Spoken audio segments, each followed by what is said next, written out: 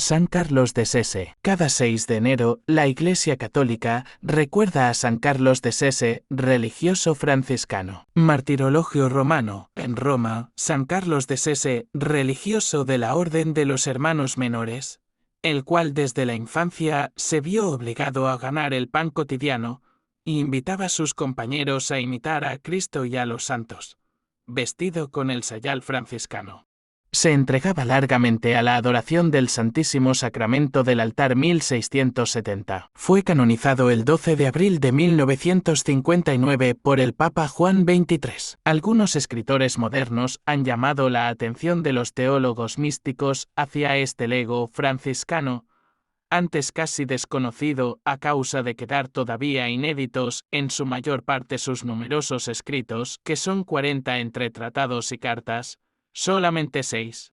Y no ciertamente los más importantes merecieron el honor de la imprenta. Nació este santo varón en Sese, hermosa villa de la provincia romana, el 22 de octubre de 1613, de padres muy pobres de bienes temporales pero muy ricos de virtudes, los cuales le procuraron únicamente la instrucción elemental, que bien pronto tuvo que interrumpir para dedicarse a la guarda de las ovejas, lo cual empero sirvióle admirablemente como a otro pesquio el bailón para el ejercicio de la oración y la lectura de libritos piadosos. Visitaba con frecuencia la iglesia de los frailes menores, no muy lejana de su casa, y al contemplar en ella los toscos cuadros de los beatos hoy canonizados, Salvador de Horta y Pesquio el bailón, legos españoles de la expresada orden, sentía tal entusiasmo que, como escribió después, exclamaba: si yo llego a entrar en esta religión, imitaré a estos santos, pasaré las noches en la iglesia y haré asperísima penitencia. Cayó luego en muy grave enfermedad, la cual fue causa decisiva de su vocación religiosa, de modo que a los 17 años de edad pidió licencia para entrar entre los religiosos franciscanos de la provincia de Roma en el estado laical, lo cual consiguió después de larga y dura prueba, siendo enviado al convento de Nazzaro, donde vistió el pobre sayal de San Francisco el día 18 de mayo de 1635, empezando luego el noviciado. Pasado el año de probación, entre rigurosos ejercicios de penitencia y grandes tribulaciones espirituales, algunos religiosos profesos estaban perplejos en permitirle o negarle la licencia para pronunciar los 3 votos perpetuos, dudando que pudiese sostener el peso de la vida regular. En esta lamentable situación acudió el devoto joven a la Virgen Santísima, de quien había recibido ya tantísimos favores. Esta clementísima madre vino sin tardar en su auxilio, de modo que, desapareciendo aquellos temores, pudo el día 19 de mayo de 1636 consagrarse por siempre al Señor, cambiando el nombre de Juan Carlos por el de Carlos de Sese. La vida del fervoroso lego, después de su profesión, fue bastante sencilla, residiendo sucesivamente en los conventos de Morlupo, Ponticelli, Palestrina, Carpineto, patria del futuro Papa León XIII. San Pedro in Montorio de Roma, en gran parte edificado por los reyes católicos Fernando y Isabel, y San Francisco Aripa, que conserva el recuerdo de la habitación de San Francisco y donde Carlos de Sese falleció santamente el día 6 de enero de 1670. Morando en Morlupo tuvo una tremenda visión que lo alentó en el progreso de la vida contemplativa.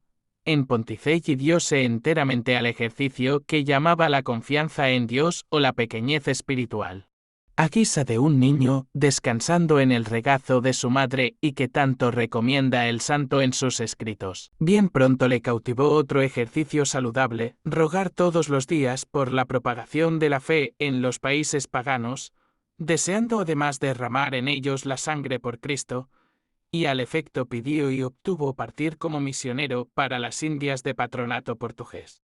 Pero al ir para allá le sobrevino una grave enfermedad, por lo cual fue trasladado a la enfermería de San Francisco Aripa, llorando amargamente porque no podía acompañar a los que salían destinados a aquellas misiones. En aquel tiempo la provincia romana abrió un convento de retiro en Castel Gandolfo, donde los religiosos vivían con extraordinaria austeridad muy semejante a la de los antiguos anacoretas. Allí acudió nuestro Carlos con permiso de los superiores, Pero por lo visto el sitio no era muy sano, así es que poco después, esto es, en 1643, hubo que cerrar aquel convento a causa de las enfermedades contraídas por algunos religiosos.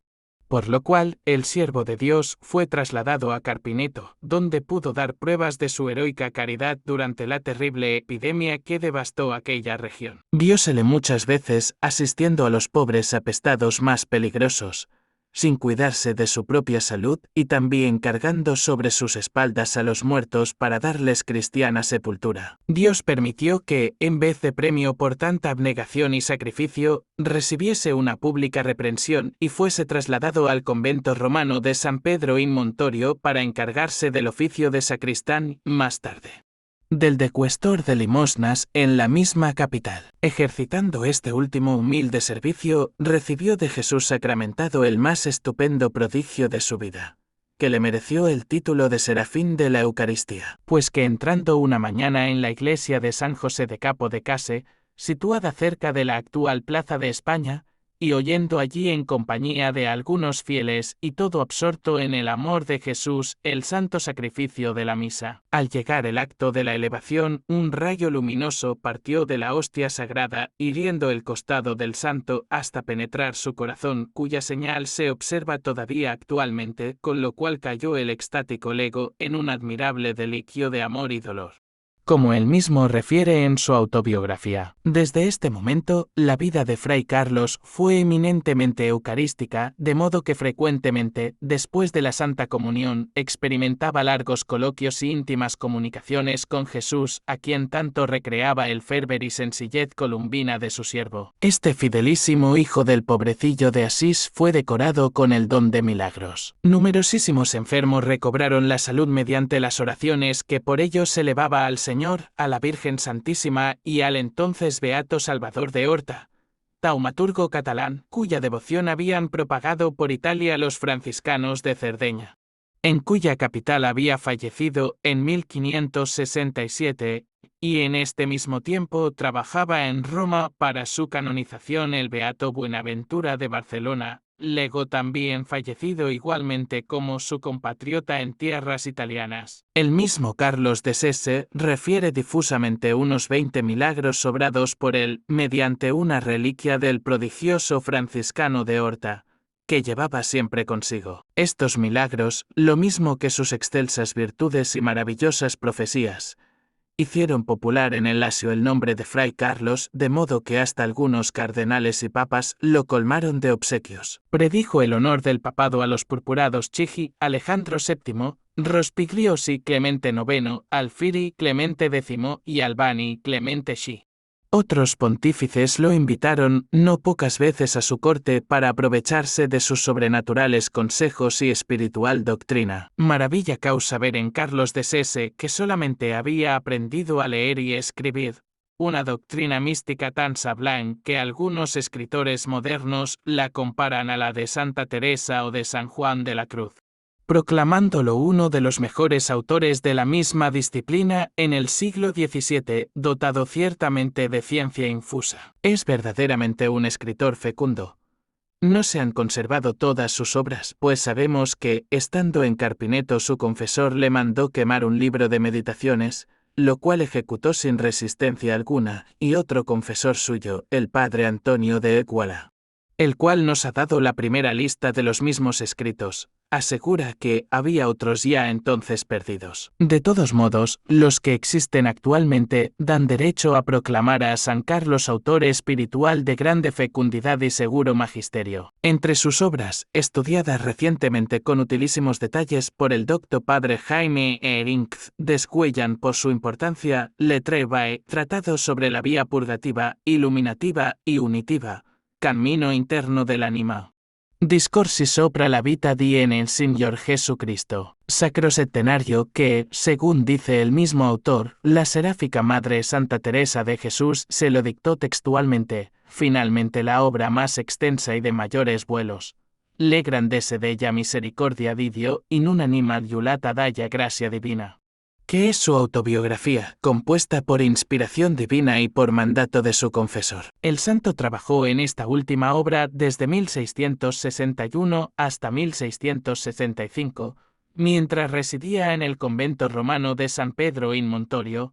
Describe en ella su propia vida y sobre todo las gracias que había recibido del Altísimo desde su infancia a la edad de 52 años. El libro está dividido en 7 partes y en 112 capítulos. Su materia está saturada de preciosas ideas y descripciones importantes, no solamente por lo que se refiere a la vida del autor, sino también y principalmente por la multitud de fenómenos místicos y muy extraordinarios en esta voluminosa obra de escritos, y que pueden ser utilísimos a los cultivadores de la ciencia mística. La doctrina espiritual de este siervo de Dios es siempre sólida y sustancial, y a pesar de que su autor no pudo dedicarse a estudios de alta teología, trata de ella de una manera maravillosa, describiendo sapientemente los grados más elevados de la mística católica.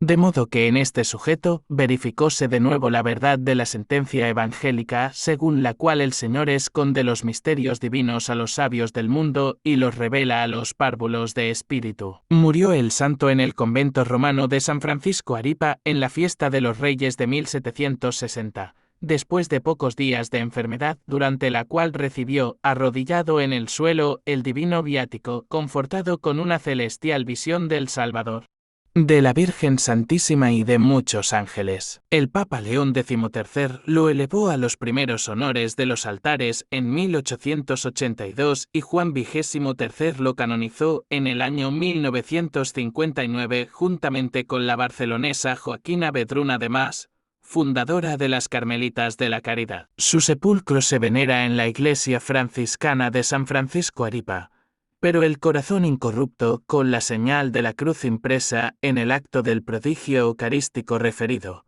se conserva en la capilla del convento llamada de San Francisco.